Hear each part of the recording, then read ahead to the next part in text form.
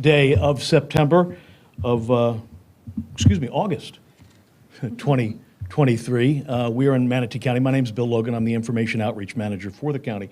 We have with us today our Commission Chair, Kevin Van Ostenbridge, also Public Safety Director, Jody Fisk, and our Deputy Director of Public Safety, Steve Litschauer. All will be talking about the preparations ongoing now for Hurricane Idalia, what's going on here in the county, and what residents can do to make sure that they keep themselves and their families safe. We want to start off with Commission Chair Kevin Van Ostenbridge. Kevin?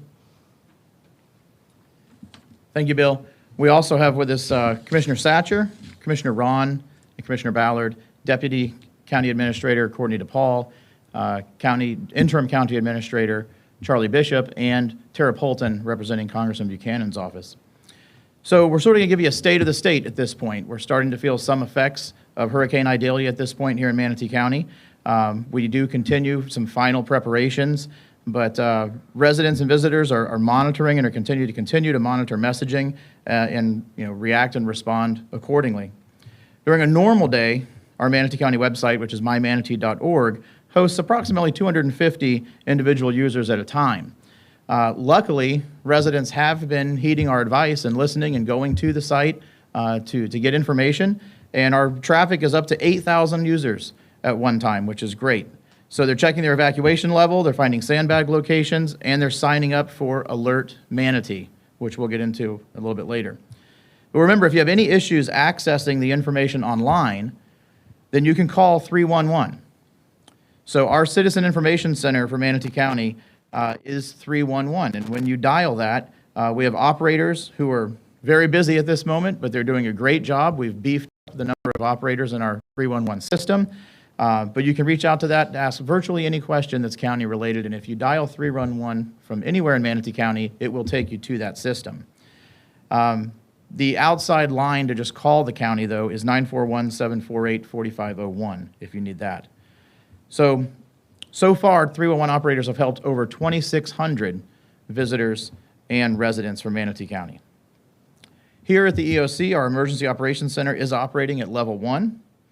Our public safety managers and staff have been working hard, even through the night, to prepare the county for all potential impacts that we may feel from Hurricane Idalia. We are welcoming thousands of new people, as far as users, to Alert Manatee.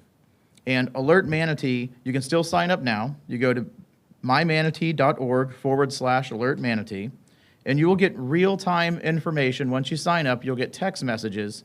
In the form of a text message, you'll get real-time information on happenings during the course of Hurricane Idalia. And we're talking about things like road closures due to floodings, if there's downed trees and roads are closed, sort of power outages, all these sort of things. Real time, if there's any change in the direction of the storm, all that will be texted out through that alert system. It's become very popular. We highly encourage people to use it. It's a fantastic way for you to stay informed and receive real-time information throughout the storm. We're beginning to see some impacts across the region, as I said before. Low-lying areas and flood-prone areas already have standing water in them. I was out on Anna Maria Island and Longboat Key this afternoon, and there were multiple roads that were flooded at this time. And remember, a flooded road is a closed road.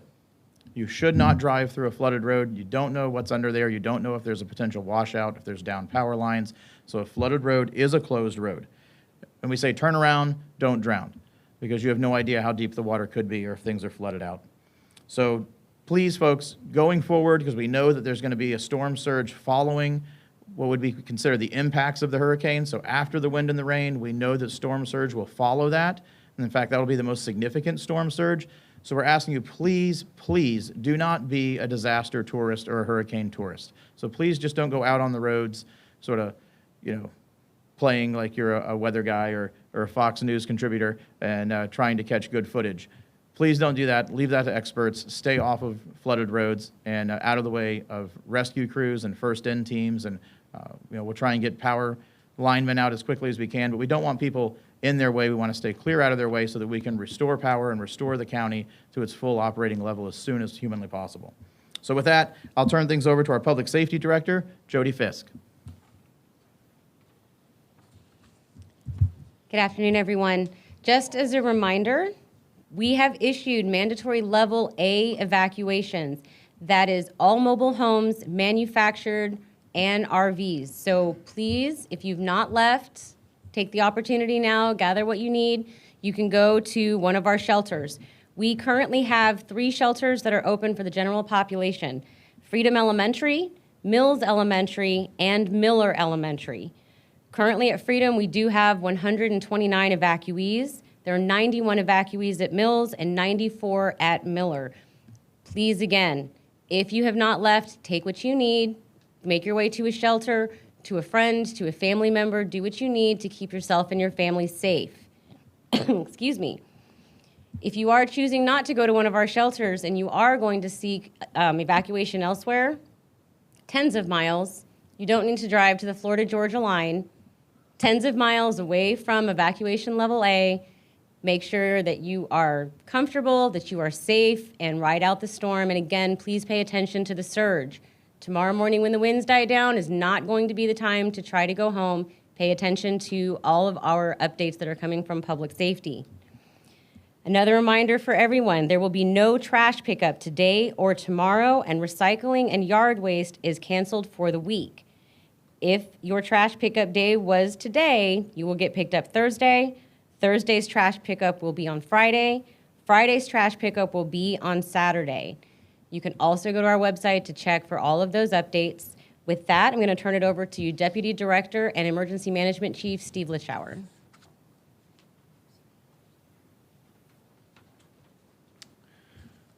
Good afternoon, Steve Litzschauer, Deputy Director of Public Safety. I want to bring to light some of the important actions that we've been doing. We have put in place today our 7 first-in teams strategically placed throughout the county. What these teams are is Public Works, Fire, EMS, law enforcement, to open up the roadways if we have downed trees. Florida Power and Light, Preco Power is with them, so they're in place.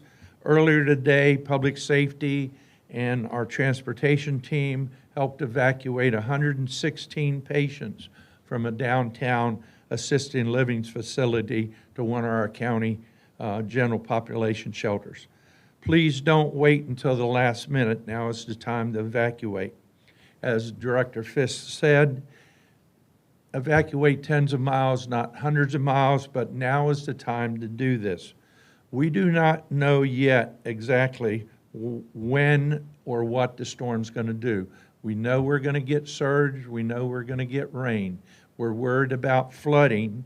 The thing with the flooding is the majority of that surge and flood comes after the eye of the storm has gone by. So there'll be a delay of those flooded roads, as it's been mentioned by the chair and the director. If you cannot see the roadway, do not drive through the roadway. We've already been in communication with all the cities, the island communities, about the roads being flooded, what our actions will be. If a road is flooded, it's closed. We're concerned about the surge of 4 to 7 feet, when that will come upon, and we will see winds of over 35 miles an hour or more. If you feel safe with that kind of surge and you're going to stay in place, then you're going to have to stay in place, because once the winds reach 35 miles an hour or more, or the roads are flooded, there's no way of emergency responders to get to you. So in doubt, evacuate now. If in doubt, move now. You have a very short window of opportunity. When it gets dark, you not be able to see the roadways. We don't know what the winds are going to do. So please, if you are going to evacuate, do it now before it gets dark. For more information, as has been mentioned, you can go to our website, mymanatee.org, or you can sign up at that website for Alert Manatee. Thank you. You have any questions?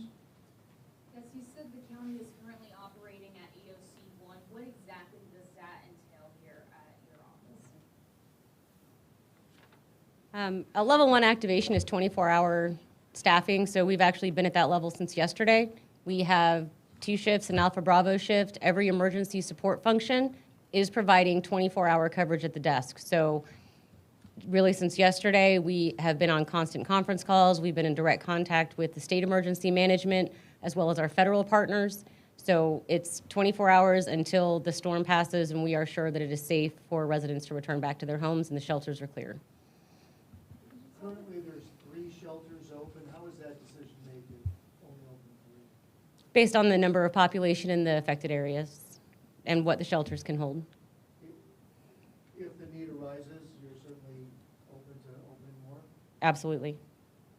What are some of the areas that you're most concerned about with this storm? The coastal areas are definitely going to see the bigger impact. The storm has a very, very large wind field, so we expect to see wind impacts throughout the entire county. I would also encourage everyone, please get registered for the alerts.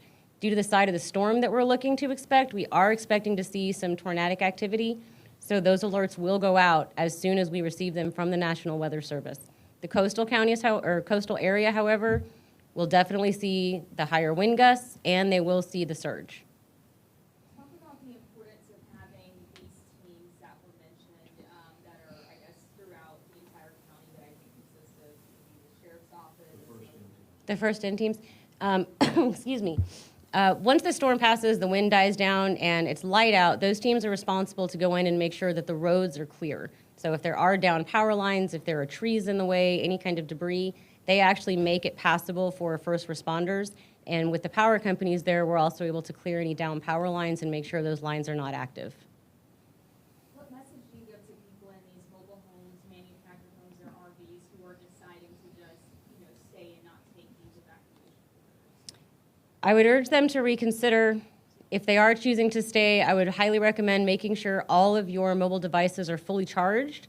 Make sure that you have a cell signal. Call 911 if you find yourself in need. If you decide that you've made a mistake and you didn't evacuate, please do not hesitate to call 911. We will mark your address and make sure that we have noted where you are so that when it is safe for responders to come out, we can go to that location and make sure that you are okay.